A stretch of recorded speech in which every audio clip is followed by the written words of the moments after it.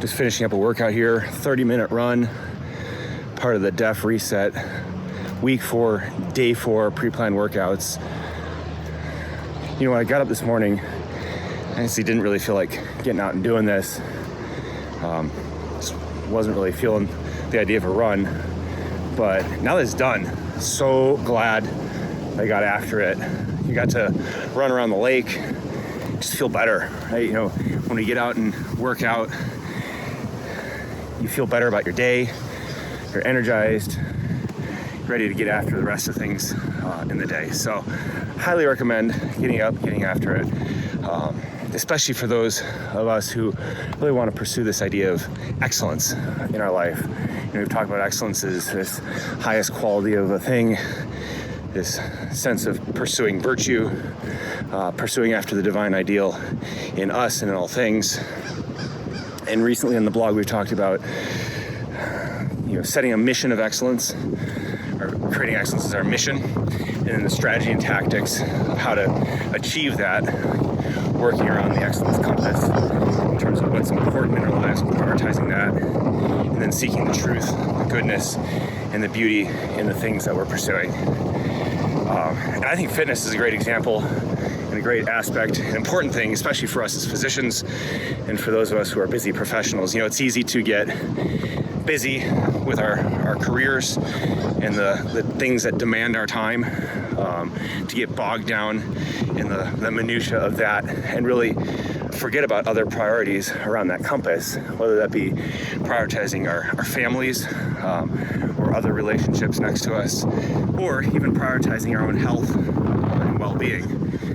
And one of the things that's hugely important for me and in the pursuit of excellence is just really making fitness a priority because it has ripple down effects in every other area of your life. You know, I was recently reading the book Outlive by Peter Attia, and he was talking about this idea of just how to maximize not only your lifespan, but also your health span. You know, that amount of time in life that you are healthy and able to do the things that you want to do, right? Similar concept in the whole idea of discipline equals freedom. You have these desires of things you want to do, and so you discipline yourself to give you the freedom to be able to get those things done, or to be able to live that desire. And so Peter Attia in his book spends a lot of time about, you know, what type of conditioning do we need to do? What type of strength do we need to do? What type of stability do we need to do? What type of diet do we need to have in order to maintain a lifestyle, a health, you know, like a healthy lifestyle to maximize that health span. And I was reading some other articles yesterday or a couple days ago about this idea of sarcopenia, the loss of muscle tissue. And Attia talks about how as we age, you know, we lose muscle tissue just as part of the natural aging process. And if you don't exercise, if you don't do fitness, it accelerates because of just deconditioning as well. And then one of the sinister things that I was reading is how actually obesity can lead to this further deconditioning through some of the hormonal pathways. But what was interesting is there was another article about the outcomes of patients with biliary sepsis and the correlation between sarcopenia and their outcomes. And I'd have to go back and get the exact number, but there was a increased odds ratio of mortality in patients with biliary sepsis who were sarcopenic, and the number was on the order of like 3.8, you know, odds ratio, which is a really big number and really concerning.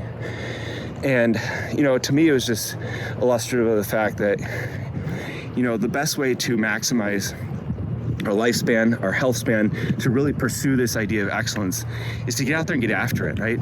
Prioritize and execute, get the things done that fit within your strategic goals and plans around this excellence compass.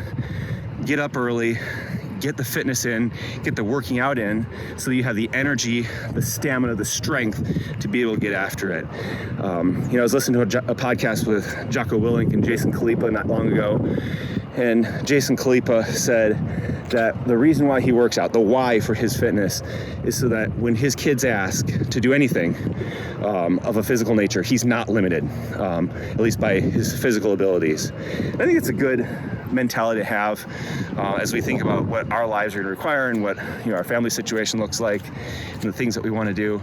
I don't want to be limited by my physical abilities, and so that's why I do it. Get up early, get out, get working out, and in the midst of all that, you get to enjoy just a beautiful morning that, honestly, if you were to sleep in, be missing out. So it's my encouragement to you: pursue excellence, and in doing that, pursue fitness. Get up, get after it, get out, get some running, push-ups, burpees, working out, weights, whatever it works for you.